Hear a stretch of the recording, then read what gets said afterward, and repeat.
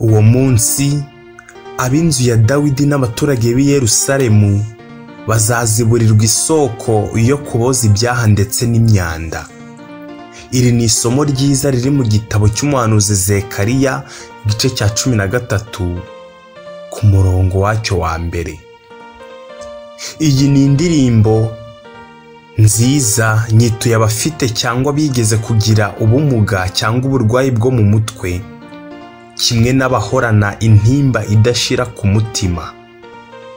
Nimuhumure, Imana irabazi kandi natwe umuryango mudufitiye akamaro.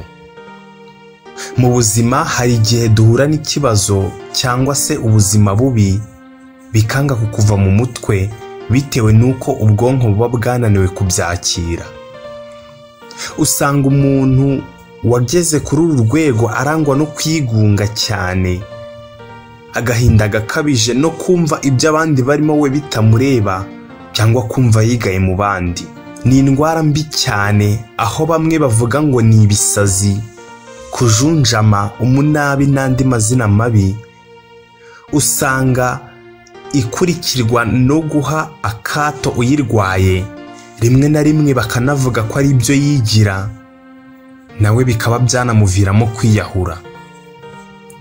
Iyo mibereho niyo umuhanzi w'indirimbo ya 12 mu gitabo cy'indirimbo zo guhimbaza Imana gikoreshwa n'itorero ry'Abadiventiste umunsi wa 7 mu Rwanda yabayemo igihe kirekire.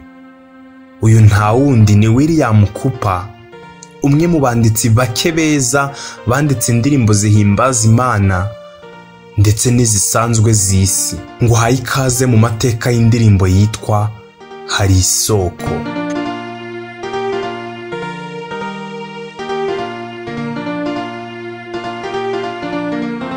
William Cooper yavukiye mu gace ka Great Berkhamsted, Hertfordshire, aho ni mu gihugu cy'Ubwongereza, hari tariki 15 z'ukwa 11 mu mwaka w'1731.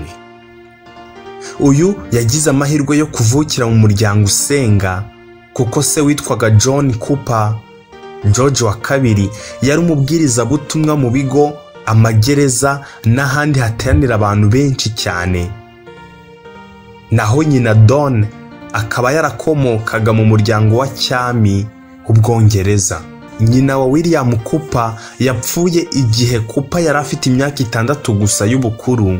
Uyu nyina yapfuye abyara ku itariki ya 7 z'ukwa 11 mu mwaka w'1737. Yabyaraga John, umuvandimwe wa Cooper, kandi agahinda Cooper yagize karamukurikiranye mu mibereho ye yose ku buryo byamunaniye kubyakira.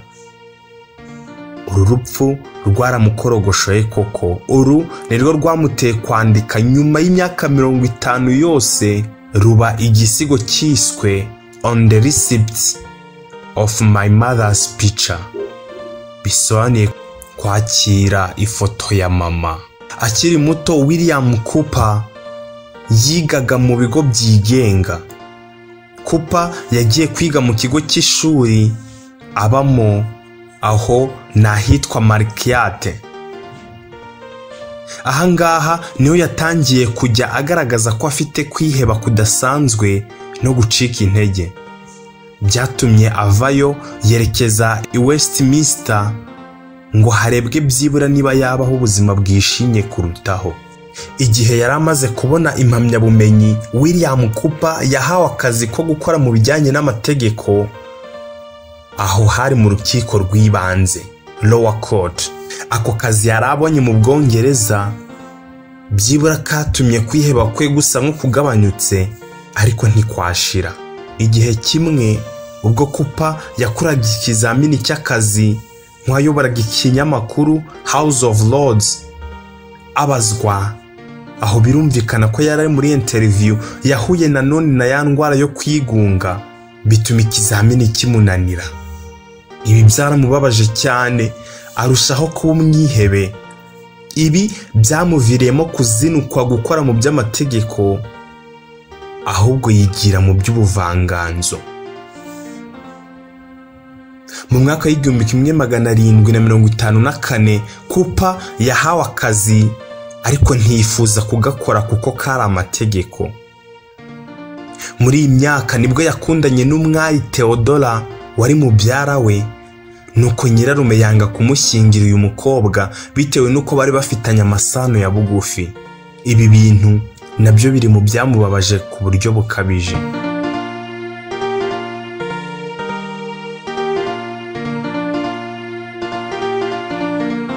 William Cooper yagerageje inshuro 3 zose kwiyahura ariko biranga. Byatumye afatwa ajyanwa mu kigo kivura abafite ubumuga bwo mu mutwe, abo bitaga kera abasazi, cya Saint Alban, amarama amezi 18 yose. Igihe yari muri iki kigo byamuhaye amahirwe yo gusoma Bibiliya ku buryo bukomeye cyane.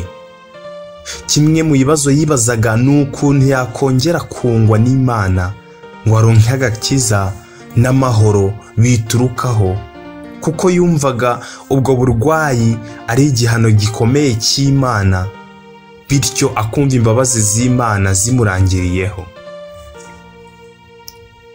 Uyu Cooper yaje gusoma isomo riri mu Barome igice cya 3 umurongo wa 23 kugeza 25. Hagira hati, kuko bose bakoze ibyaha ntibashikira ubwiza bw'Imana, ahubwo batsindishirizwa n'ubuntu bwayo ibibahereye ubusa kubwo gucungurwa kubonerwa muri Yesu Kristo. Niwe Imana yashyizeho kuba impongano y'uwizera amaraso ye, kugira ngo yerekane gukiranuka kwayo kwayiteye kwirengagiza ibyaha byakozwe mbere y'icyo gihe ubwo Imana yabyihanganiraga. Mu gihe yigaga iryo somo yemejwe na Mwuka Wera ko amaraso ya Yesu ahagije kumwezaho ibyaha byose yakoze. Byatumye ahinduka rwose mu mwaka w'1764.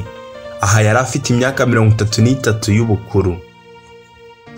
Igihe yari amaze koroherwa, Cooper yagiye kubana n'umubwiriza Morley Unwin. Uyu yari umupasiteri wari mu biruhuko by'izabukuru. Uyu mukozi w'Imana yaramukomezaga afatanyije n'umugore we Mary Unwin.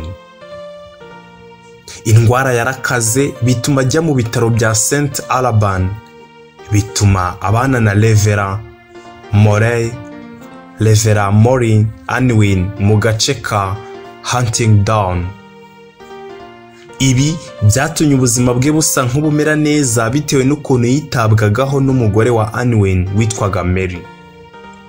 Hashize imyaka 5 gusa babana, Reverend Unwin yarapfuye agushijwe n'ifarashi ye, bituma umugore we afata icyemezo cyo kwimukana na Reverend John Newton ndetse na Cooper bakajya mu gace ka Orkney mu Bwongereza. Ibi byatumaga Cooper ajya gusenga mu idini rya Protestant b'Abangirikani ryayoborwaga na Reverend Newton, ariyo dukesha indirimbo yitwa Amazing Grace cyangwa se ubuntu butangaje. Reverend Newton yahindutse nk'umubyeyi mu by'umwuka wa Cooper. Baranakundana cyane kuko yamufashaga mu bibazo bye byo kwiheba kudasanzwe. Bombi bari abasizi, nuko bihuriza hamwe bandika igitabo bise Orkney Hymn. Iki gitabo Orkney Hymn cyarimo indirimbo 349, 67 zose zanditswe na William Cooper.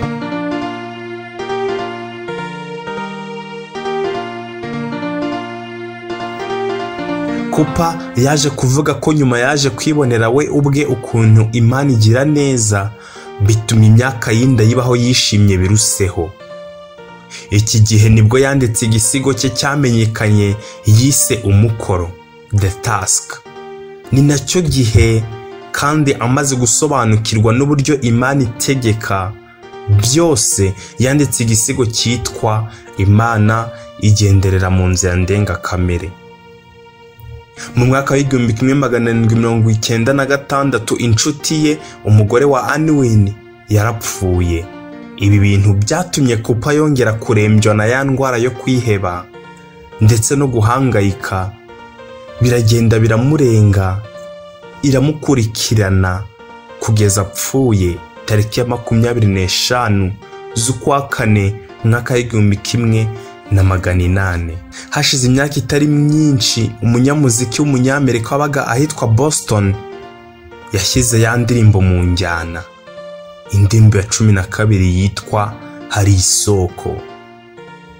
Ni indirimbo ya 12 mu gitabo gikoreshwa n'itorero rya Adventiste umunsi wa 7 mu Rwanda. Indirimbo ifungurirwa mu rufunguzo rwa C, ikabibarwa 4 kuri 4 uhereye ku ruhande. Indirimbo ya 12 Hari Isoko bivugwa ko yahimbwe na William Cooper mu mwaka wa 1770, ikaza gusohoka mu gitabo Convey's Collection of Psalms and Hymns mwaka wa 1772. Iyi ikaba yarongeye gusohoka mu gitabo cya Orne Hymns cya Cooper na Newton mwaka wa 1779. Iyi ndirimbo Hari Isoko yashyizwe mu njyana cyangwa se mu majwi n'umunyamuziki w'umunyamerika wabaga hitwa Boston witwa Laurie Mason, ari nawe wahimbye injyana z'indirimbo dukunze gukoresha nka Bamaso Udacumura. Iyi ni indirimbo ya 19.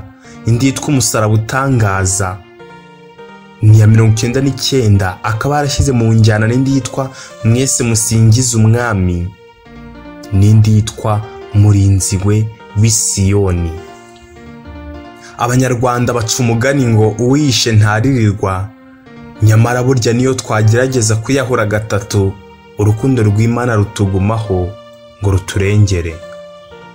Urukundo rw'Imana ruturehereza kwihana ngo amaraso ava mu mitsi ya Emmanuel adutunganye atumareho inenge z'ibyaha byose, ibi bikaza kuducikaho. Niba amaraso ya Yesu atunganye yarakijije igisambo ku musaraba, nta kabuza ko yacungura itorero binyuze mu kwizera izo mbabazi. Aya mateka wayateguriwe nanjye Engineer Sirumva Dani. Nkubwire ko niba hari ayo ushaka wayanyandikira muri comment nkaza kuyaguhereza. Komeza kuryoherwa n'indirimbo yitwa Hari Isoko ivamo amaraso. Ndagukunda cyane.